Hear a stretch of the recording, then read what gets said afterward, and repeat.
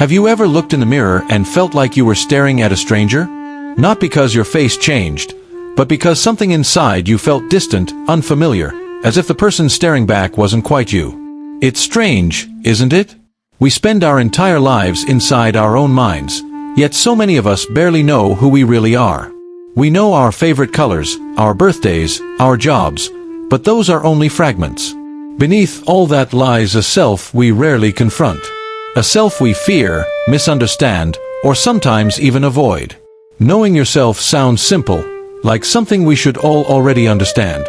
But in truth, it's one of the hardest, most uncomfortable journeys a person can ever take. Because to know yourself means to strip away illusion. It means standing face to face with your fears, your contradictions, your ego, and realizing how much of your life has been shaped by things you never questioned. The mind is a master of disguise. It builds identities from stories we've been told, by family, by friends, by society. You're the responsible one. You're the funny one. You're the quiet one. And without realizing it, we start living those roles like actors who never take off the mask. We start believing those labels define us. But do they really? Who are you when the world stops watching? Who are you when no one is there to applaud, to judge, or to expect something from you? That's the version of yourself most people never meet, because it takes silence, honesty, and courage to find them. The ancient Greeks carved the phrase, "Know thyself," into the walls of the Temple of Apollo at Delphi, not as a suggestion, but as a warning. Because to truly know yourself is to realize how little you actually control. It's to see the machinery of your mind, the habits, impulses, and defense mechanisms, and to recognize that much of who you think you are has been programmed by the world around you.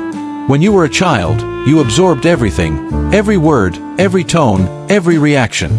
You learned which emotions were acceptable and which were dangerous. You learned that love could be earned through approval, that anger brought rejection, that sadness made you weak. And so, without even realizing it, you started shaping a version of yourself that would fit the world's conditions. You didn't become you, you became what was safe. And yet, that safety comes at a cost. Because every time you silence your truth to please others, you drift further away from your own soul. You lose the ability to hear the quiet voice inside, the one that whispers who you truly are beneath all the noise. Self-knowledge, then, is not about finding something new. It's about remembering what was buried. But here's where psychology gives us a mirror. The human mind loves patterns. It builds beliefs and behaviors that help us survive, not necessarily thrive. So when you start questioning those patterns, the ego panics. It resists change because change threatens identity. That's why most people prefer distraction over reflection. They'd rather scroll through endless screens, drown in work, or chase temporary pleasure than sit in silence and listen to the echoes of their own thoughts. Because silence can be terrifying. In silence, all the noise you've been avoiding finally speaks. And often, what it says hurts. But pain is not the enemy of self-knowledge. It's the doorway to it. Think of your emotions as messengers, not punishments. When you feel envy, it's not because you're a bad person. It's because something in someone else reflects an unlived part of you. When you feel anger, it's not just frustration. It's often a boundary being crossed, or a part of you demanding recognition. When you feel lost, it's not failure. It's your soul whispering that the path you're on isn't yours anymore. We spend so much time trying to fix ourselves when the truth is, we're not broken, we're just unheard. Knowing yourself means learning to listen, to the emotions you label as inconvenient, to the desires you've suppressed, to the fears you've buried under busyness. It means asking not, what do others want from me? But, what do I truly need to feel alive? But that question can change everything. Because the moment you ask it, your life begins to shift. The friendships that once felt comfortable might start to feel hollow. The career you chased for status might begin to lose meaning. The goals that once motivated you might no longer make sense. That's the unsettling part of self-knowledge. It burns away illusions. And once they're gone, you can't unsee the truth. You start realizing that the life you were living wasn't chosen by you. It was chosen for you. By expectation. By culture. By fear. But awareness is liberation.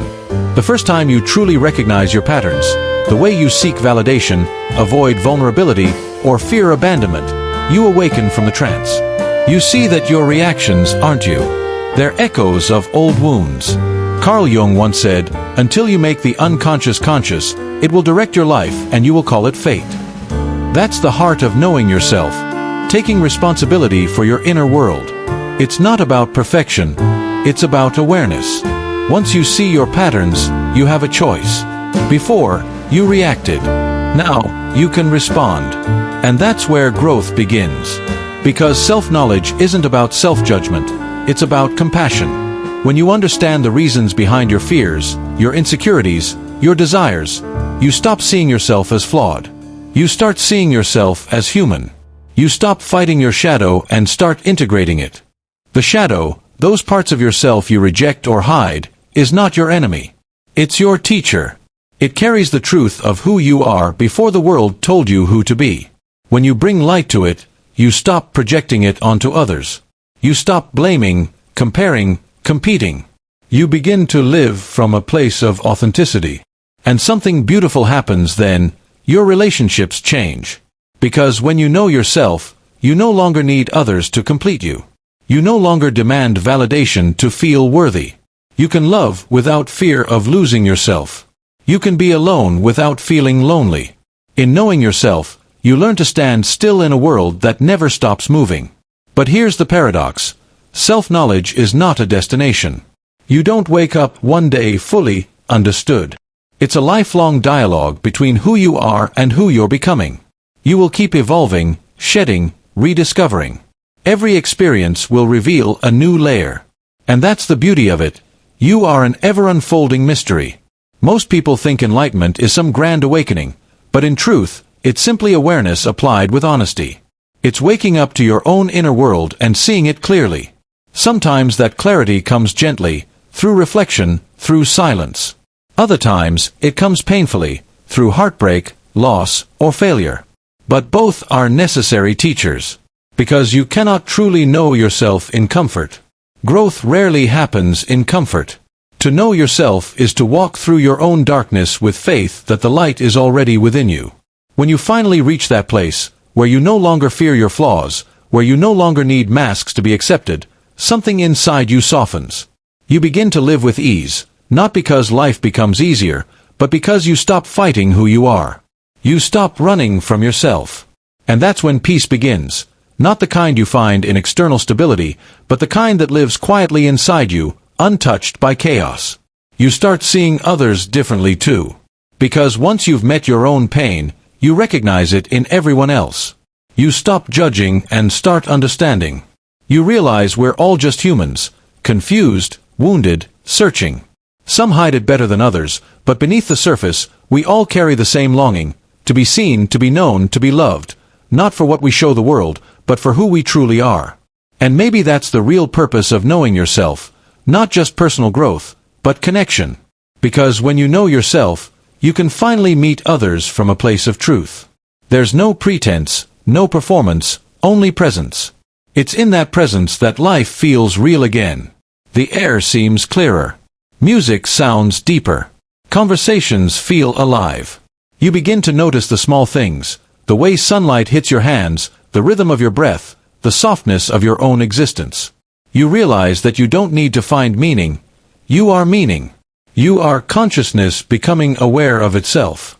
And that awareness, that gentle, quiet recognition, is where freedom lives. Knowing yourself doesn't mean having all the answers. It means asking better questions.